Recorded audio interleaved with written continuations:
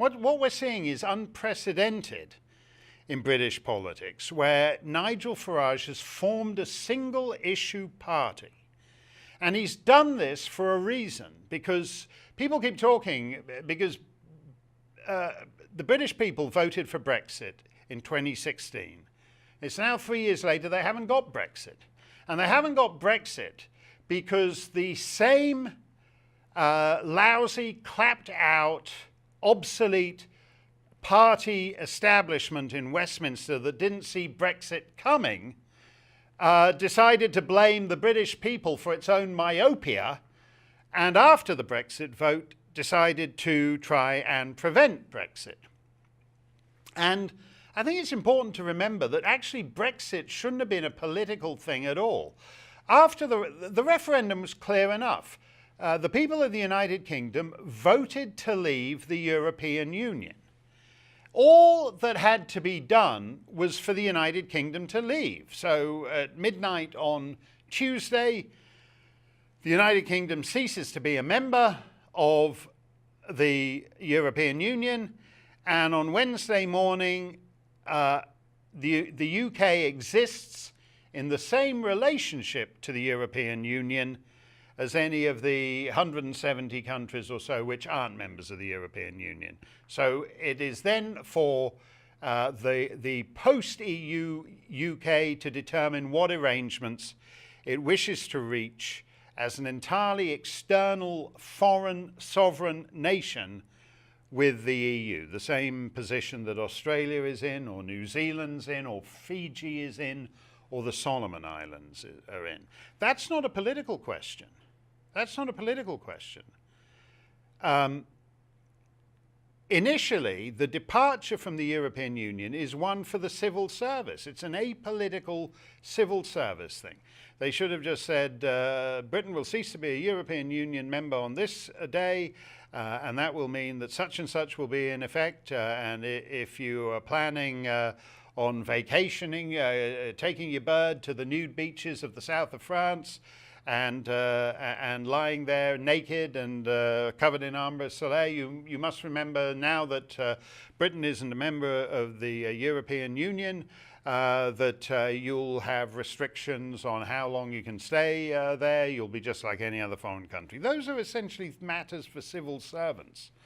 The minute the decayed, decadent, useless British political class, represented by Theresa May, decided in effect to politicize Brexit as a means of using the politicization of Brexit as a subversion of Brexit, they enabled what Nigel Farage is now doing. You know, people talk about a second referendum. In a sense, this is a second referendum. He's saying, we're the Brexit party. We have one policy, and that is our policy is to leave the European Union, and nothing else matters. We don't have policies on transgendered bathrooms or anything else. We're just about leaving the European Union.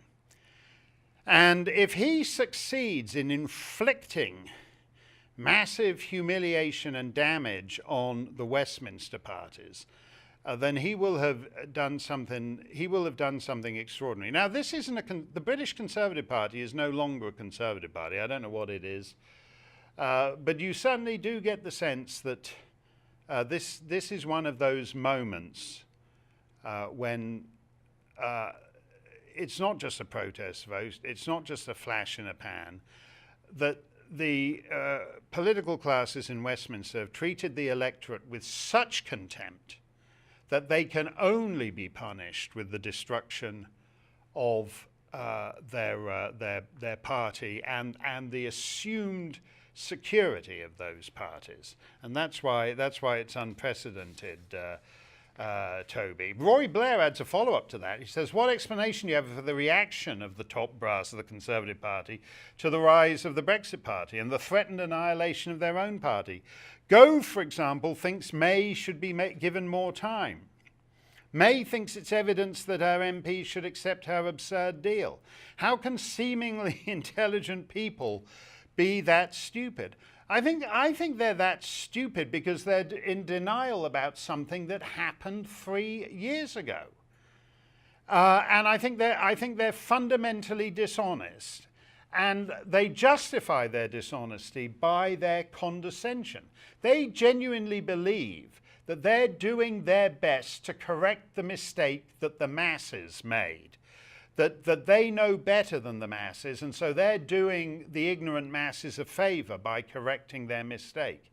I don't think there's any doubt. I think that that question was clear enough. The British people voted to leave the European Union. Leaving isn't difficult unless you're trying to turn your departure into, in fact, some new long-term arrangement, which is where Theresa May's fundamental dishonesty comes in.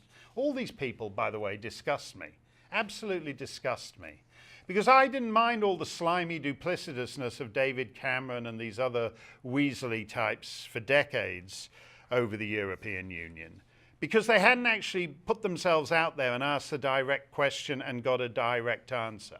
History will be withering in its contempt for Mrs. May and co.